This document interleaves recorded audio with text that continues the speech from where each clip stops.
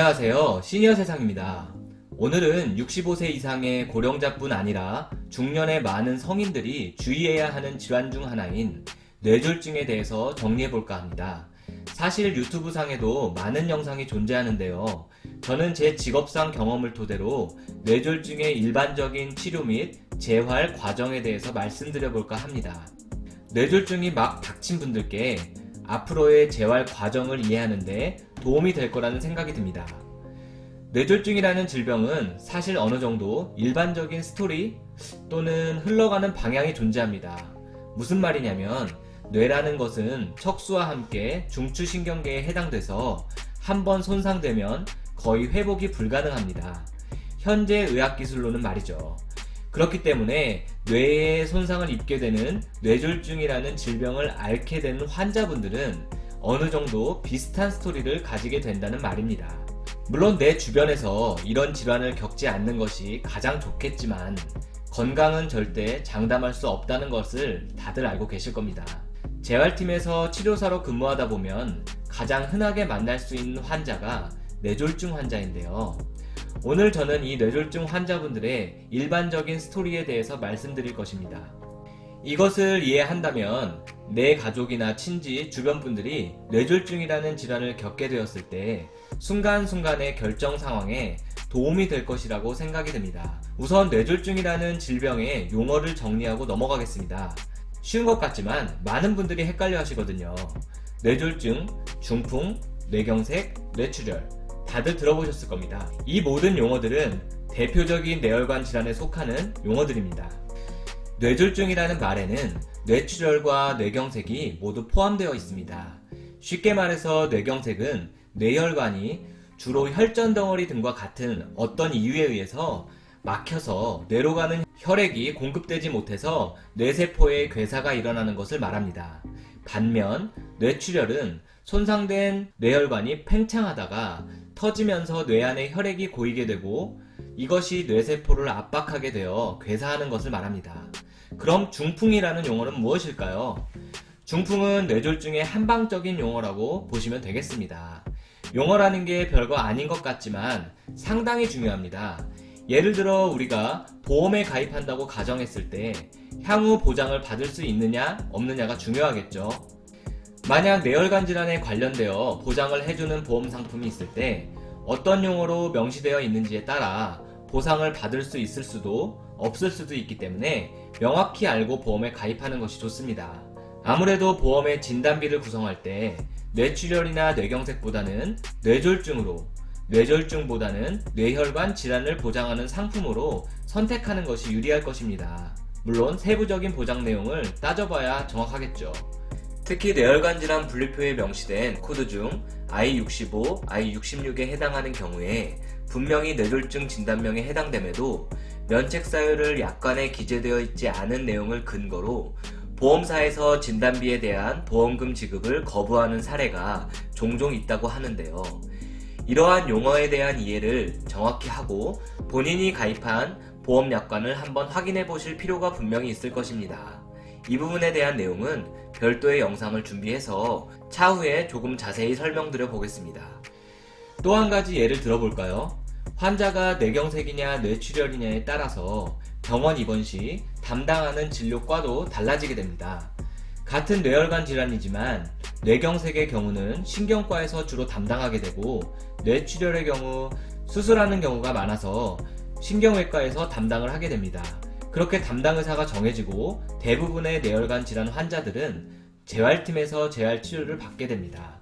뇌경색과 뇌출혈의 예후에 대해서 차이점을 살펴보겠습니다.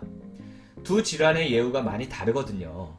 뇌출혈은 처음 뇌 안에 피가 고이는 정도에 따라서 환자에게 큰 충격을 주고 신체 마비가 심각할 가능성이 높습니다. 따라서 재활 치료를 시작하는 시기도 늦어지게 되고 강도도 낮은 강도부터 치료를 시작하게 됩니다. 반면에 뇌경색은 환자마다 아주 다양한 예후를 가지는데요. 약하게 발현되는 경우는 본인도 알지 못하는 사이에 뇌경색이 지나가기도 합니다. 반면에 수개월을 재활 치료를 한다고 해도 편마비로 인해 보행과 손 기능에 아주 큰 장애를 가지게 되기도 합니다. 이번에는 뇌졸중과 재활치료에 관해서 이야기해 보려고 합니다. 뇌졸중은 증상의 응급 처치 이후에 재활이 거의 필수적이라고 보시면 됩니다. 왜일까요? 이유는 간단합니다. 앞서 말했듯이 뇌졸중은 뇌에 손상이 가해지는 병이기 때문에 다시 말하면 완벽히 회복이 불가능한 질환이라는 뜻입니다. 그렇기 때문에 환자는 장애가 남게 되고 남은 잔존 기능을 가지고 재활 훈련을 통해서 최대한 독립적인 일상생활을 하는 것이 목표가 됩니다. 우리가 흔히 알고 있는 암이나 심장질환, 관절수술 등의 질환들과는 완전히 다른 질환이라는 것을 알아야 합니다. 그래서 뇌졸중과 재활은 거의 실과 바늘처럼 함께 생각하셔야 합니다. 물론 아주 가볍게 진행돼서 장애가 거의 없이 응급시술만으로 금세 원래 신체 상태로 돌아가는 분들도 아주 간혹 있습니다. 이런 분들은 예외로 하겠습니다. 이러한 이유 때문에 뇌졸중의 재활은 수개월에서 어쩌면 수년이 걸릴지도 모릅니다. 또한 의료진이 환자의 예후를 예측하는 게 거의 불가능합니다. 그래서 뇌졸중 환자의 재활에서 물리치료사 또는 작업치료사의 역할이 가장 중요합니다. 거의 매일 환자를 치료하기 때문에 회복되는 과정을 계속 체크해서 재활 방법을 수정해 나갈 수 있기 때문입니다. 이것은 신경과나 재활의학과 의사의 영역이 아닙니다. 1차적인 응급시술이나 수술 등은 당연히 의사의 몫이고 꾸준히 복용해야 하는 약도 의사의 처방에 의해서 진행이 되지만 뇌졸중 환자의 재활 치료에 있어서는 물리치료사나 작업치료사의 역할이 거의 90% 이상이라고 보시면 됩니다. 뇌졸중 환자를 치료할 때 치료사들은 크게 급성기, 아급성기, 만성기로 구분해서 치료를 계획하고 접근합니다. 급성기와 아급성기, 6개월 이상이 된 만성기 환자의 재활은 치료 방법이 아주 많이 다릅니다. 급성기의 경우 환자들 대부분이 신체적 기능이 많이 떨어져 있는 시기이기도 하지만 반면에 기능 회복의 가능성이 아주 많은 시기입니다. 그래서 치료사들은 환자의 기능 회복 가능성을 염두에 두고 단순한 재활, 즉 앉기, 서기, 체중 이동, 팔 뻗기, 잡기 등 기본적인 움직임 또는 감각 자극 등을 재활치료 방법으로 택하는 경우가 많습니다. 반면에 아급성기에서 만성기로 갈수록 환자의 기능 회복 가능성은 낮아지기 때문에 회복 속도도 당연히 느려지게 됩니다. 이 시기에는 뇌졸중 이후 발생한 장애에 대해서 어느 정도 받아들이고 최대한의 독립적인 일상생활을 하기 위한 준비가 필요합니다.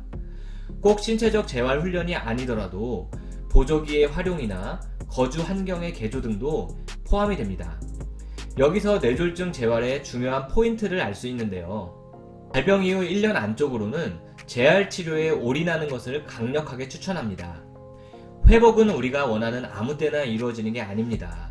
1년 안에 회복의 90%는 진행되는 시기라고 보시면 됩니다. 재활 치료에 전념하실 것을 당부드립니다. 즉, 초기에 재활에 소홀하다가 만성기가 되어서 열심히 하는 것은 소용없다는 말입니다. 뇌졸중 발병 이후 병원을 선택할 때도 일반적인 과정이 존재하는데요. 급성기에는 종합병원 또는 대학병원급을 선택하는 것이 좋습니다. 당연히 응급시술이 필요하기 때문에 입원하시기도 하지만 뇌졸중은 2차적으로 발생할 수 있는 합병증이 존재하기 때문에 바로바로 대응하기 위해서는 큰 종합병원에 입원하시는 것을 권장합니다. 대형병원에서 기능 회복에 중점을 두고 재활 치료를 진행하다가 아급성기로 넘어갈 경우 재활 전문병원으로 전원하셔서 재활 치료에만 집중하시는 것을 권장합니다. 보통 재활 전문 병원은 치료사들이 기능 회복 운동과 더불어 일상생활 동작에 필요한 다양한 스킬을 훈련시키며 사회로의 복귀 또는 일상으로의 복귀를 준비하게 도와줍니다. 마지막으로 만성기에 다다른 환자분들의 경우 입원해서 재활치료를 받는 것보다는 퇴원하고 외래로 통원치료를 하는 것이 바람직합니다. 이는 경제적인 측면은 당연하고요. 환자가 일상생활을 자꾸 접해보는 것이 결론적으로 중요하기 때문입니다. 가끔 보면 재활병원에 2년, 3년씩 장기 입원해 계신 분들을 볼 수가 있습니다. 물론 어쩔 수 없는 의학적 처치가 필요한 분들은 예외이지만 오랜 시간 장기 입원하게 되면 환자나 보호자나 병원 환경과 생활에 너무 적응하게 되어서 퇴원 이후에 현실을 받아들이는데 불안감을 느끼게 됩니다. 하지만 단호하게 말씀드리자면 병원에서 생을 마감하실 것이 아니라면 결국 일상생활로의 복귀를 위해서 용기를 내셔야 합니다. 몇 가지 타당한 이유를 말씀드려 보겠습니다. 첫 번째는 우리가 재활치료에 전념하는 건 남은 여생을 조금이라도 행복하고 가치 있게 보내기 위한 것일 텐데요. 회복도 되지 않는 재활치료를 목적으로 몇 년씩이나 병원에 장기 입원해서 보낸다는 건 어쩌면 조금 더 가치 있게 보내야 할 시간을 허비하는 것일 수도 있습니다. 둘째는 장기 입원 과정에서 간병인을 쓰게 되면 보험이 적용되지 않아서 경제적인 부담이 너무 크고 가족인 보호자가 간병을 전담하게 되면 그 보호자마저도 병이 나게 되는 것을 너무 많이 보아왔습니다. 특히 병원에 몇 년씩 갇혀서 환자를 간병하는 보호자는 우울증에 노출되기 아주 쉽습니다. 그리고 마지막으로 가장 중요한 점은 재활치료라는 것은 분명히 한계가 존재하기 때문에 어느 정도 시점에서는 환자와 보호자는 재활치료와 또는 병원 생활과 타협을 생각해야 한다는 말입니다. 물론 퇴원 이후에 재활치료가 의미가 없는 것은 아닙니다. 회복이 되지 않더라도 일상생활을 위한 기술을 배우거나 현재의 신체 기능을 유지하기 위한 꾸준한 재활운동은 반드시 필요합니다. 그러기 위해서 퇴원 이후 장기요양 등급을 취득하시고 주간보호센터 등을 이용하시면서 다양한 활동을 하시기를 권장하고 근처의 재활병원에 외래 환자로 통원치료를 병행하시는 것도 제가 추천하는 방법 중 하나입니다. 감사합니다.